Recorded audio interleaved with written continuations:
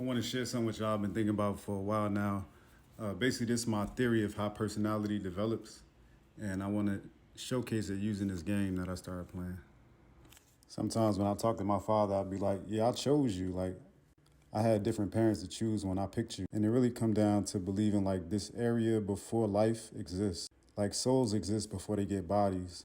Just like how the game Lowen in the movie Soul, they show like life before physical real life.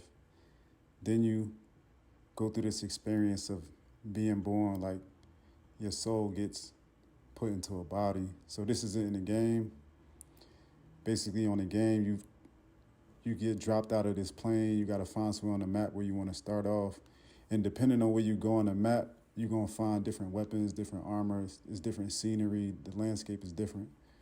So basically, you got to use what's around you to protect yourself against the other players. This is kind of like a battle royale style game. So last man standing wins. And you start with a team. It's kind of like starting with a family. So I see it kind of like you're born into a place. You know, you got your family around you. You start learning defense mechanisms, attitudes, biases, language, mannerisms, like traditions, stuff like that.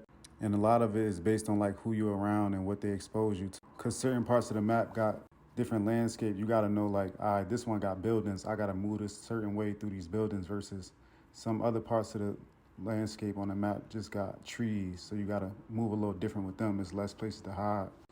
Also, every time you play the game, it's a little bit different. So it may be crowded in one part of the map in one match and not crowded the other. In a similar way, like when you're born into a zeitgeist. There's trends, there's things that's bigger than you that's going on in the world at the time that you exist in a physical reality.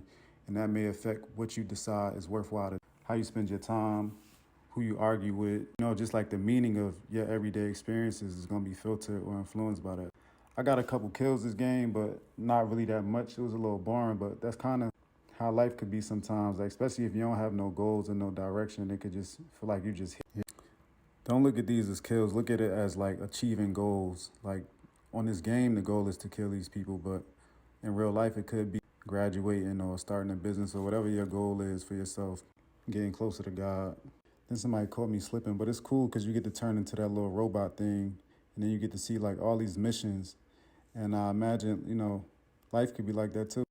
So yeah, I don't believe personality is something that's necessarily stable, like by itself. I think personality is stable because you have different things that support it, and if you were to remove those things that support it, then it will actually change.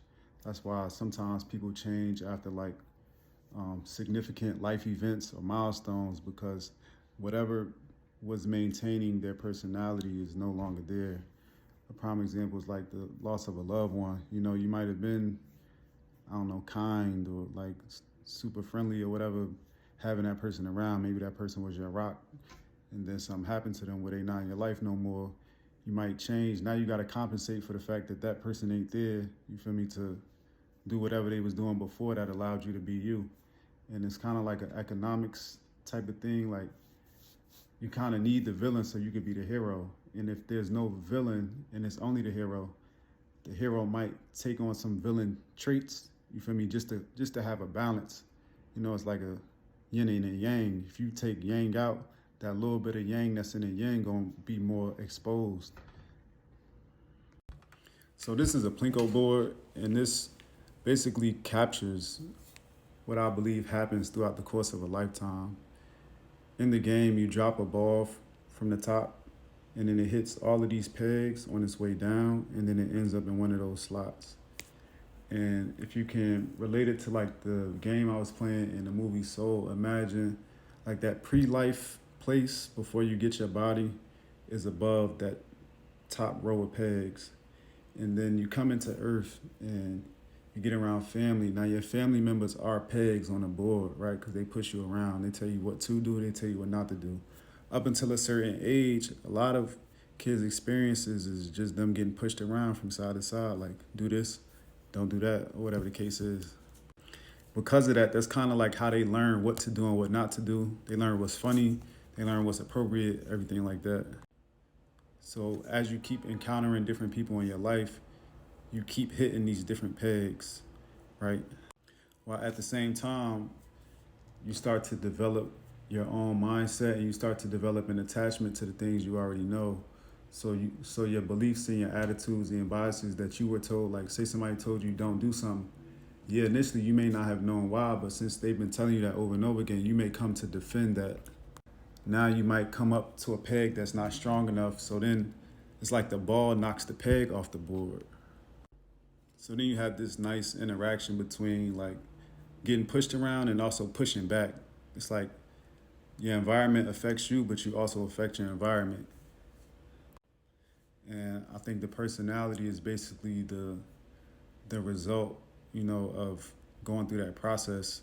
But it's kind of like an ongoing process, and that's why I'm saying like people change when different significant things in their life are removed. Because if you had a peg that was pushing you away from trapping or stripping or whatever, like a significant loved one, it's like, yeah, nah, that's not a good look. Don't do that.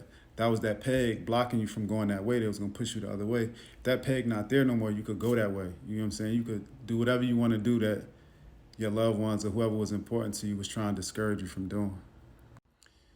And then in doing that, now you're exposed to new experiences. So your personality may change, in some aspects, because when you get around a new space, what's adaptive in those spaces may be different from what you're used to.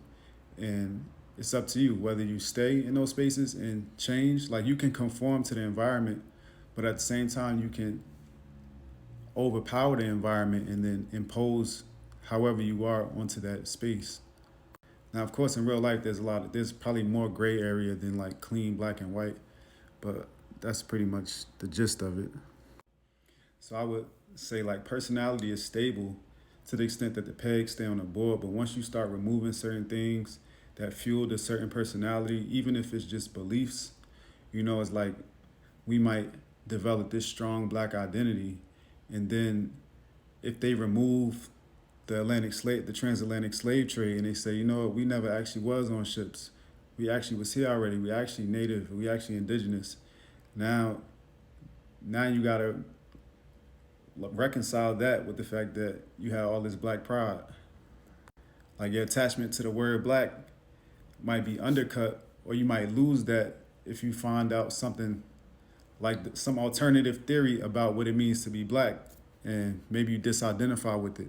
But that's gonna have ripple effects, because then what you do during Black History Month, or how do you talk to people, that's gonna change because now your mindset has changed. So the Plinko board isn't just like a physical being pushed around. It's also a mental. It's a spiritual. It's on all levels, because when you're born, you're a child born into a world full of adults and other people. I mean, it's other kids, but like there's people around you that's running the world before you even get here. So when you coming in, it's like walking into a movie and it already been gone. So then as you growing up, you gotta kind of find like get in where you fit in basically. And depending on how intentional your parents are, some parents are more structured. So they're gonna carve out a space where you only fit into this space. Like we know how to get that ball from that top left corner to that bottom right slot, because we gonna make sure like all these structures are in place so that it goes that way. Whereas if you don't have that structure, it may just be at random. It's a lot more I can say on this topic, but I'm trying to keep this video short. So y'all let me know what y'all think.